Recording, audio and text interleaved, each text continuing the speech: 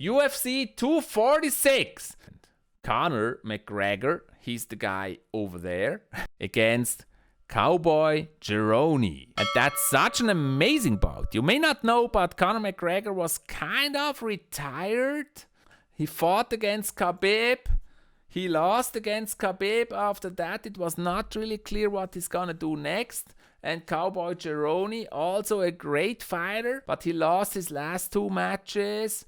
But this is a big one. And why is it the big one? Because I think both of those fighters are amazing strikers. This one is going to be really intense. Conor McGregor, of course, is a big, big legend.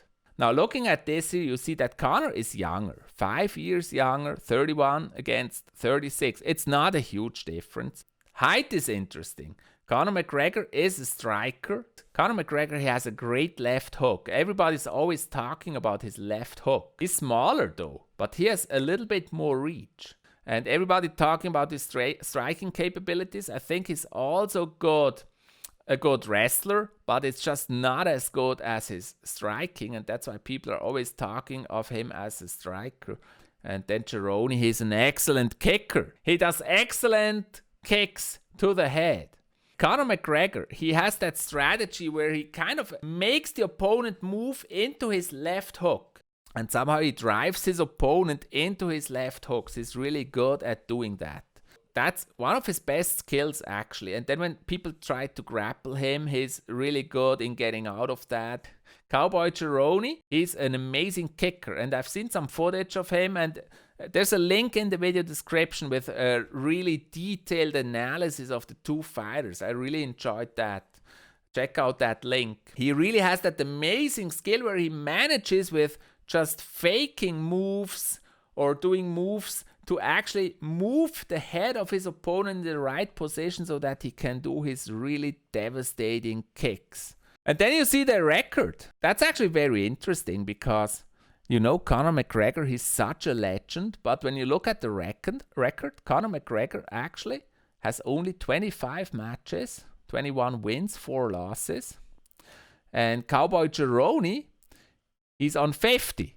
He had 50 matches, so he got way more fighting experience. 50 against 25, that's quite a huge difference. Conor McGregor, he fought like really, really strong opponents in his career, basically everyone. Cowboy usually starts rather slow. Conor usually starts very aggressive. So that's a good matchup.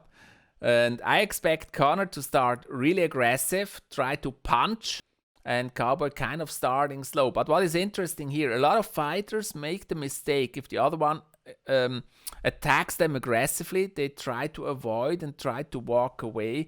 And that's exactly what Conor counts on, because then he makes them move into his left hook. Cerrone is different. When he's under pressure, he usually moves into the opponent and will grapple him. And Conor, if he turns his back on him, history could repeat. He could get into a choke like against 𝗀𝗵𝗶𝗶 and lose to a choke again. So that interesting. Conor was the first UFC fighter to hold 2 division titles simultaneously, the featherweight and lightweight. So that's a huge achievement. He still has the fastest knockout in UFC championship history, 13 seconds against 𝗀𝗍𝗍. And a 90% finish rate. On the other hand, Cerrone, most wins and most finishes in UFC history. And 7 knockouts from kicks, a UFC record. And that's why when I said he's a really, really great, he's really, really great with his kicks. For me also, there's a psychological component to this.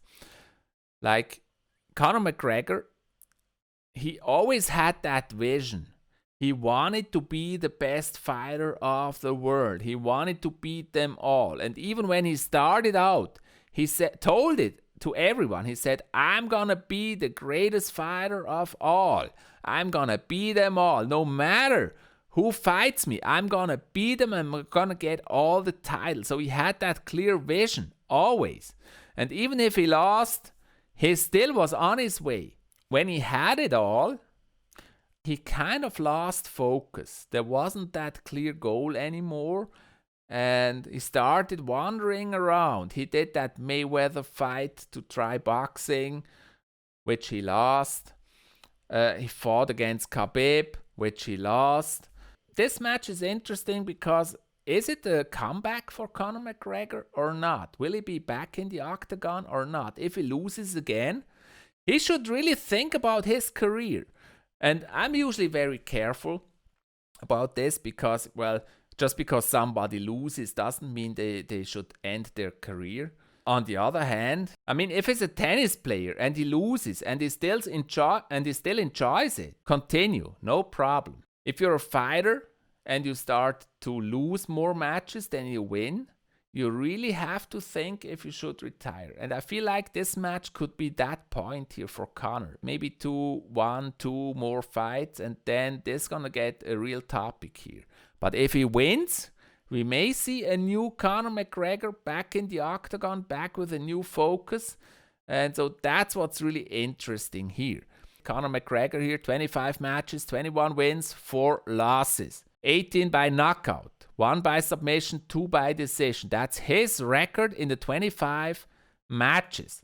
Cowboy's fight record, you see it here. 36 wins, way more losses, of course, than Conor McGregor. 13 losses, 6 by knockout. Also 10 wins by knockout. 13 losses, 36 wins. He's taking risks. See, Conor McGregor's record, basically, he lost at the very beginning of his matches. That's the red dots over there.